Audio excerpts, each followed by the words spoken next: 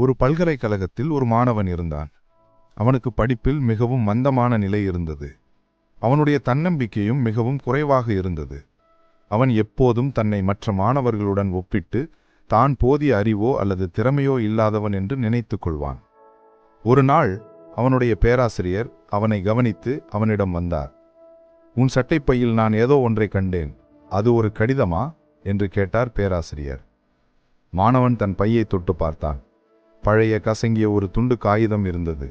அது அவனுடைய கடந்த தேர்வின் விடைத்தாள். அதில் அவனுக்கு கிடைத்த குறைவான மதிப்பெண்களும் ஆசிரியரின் மிகவும் மந்தமான செயல்பாடு என்ற விமர்சன குறிப்பும் இருந்தது. மாணவன் வெட்கத்துடன், ஆமாம் ஐயா, இது என்னுடைய மதிப்பெண் தாள். நான் இதை தினமும் பார்க்கிறேன்.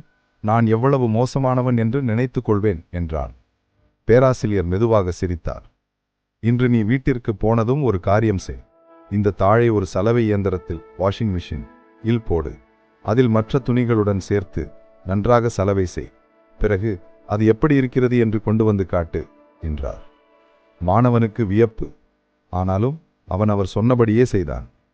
மறுநாள் மாணவன் அந்த காகிதத்தை சலவை இயந்திரத்திலிருந்து எடுத்து பேராசிரியரிடம் கொண்டு வந்தான். அந்த காகிதம் இப்போது ஈரமான, சுருக்கமான, கிழிந்த நிலையில் இருந்தது. அதில் மையெல்லாம் அழிந்து ஒரு வார்த்தை கூட தெளிவாக இல்லை.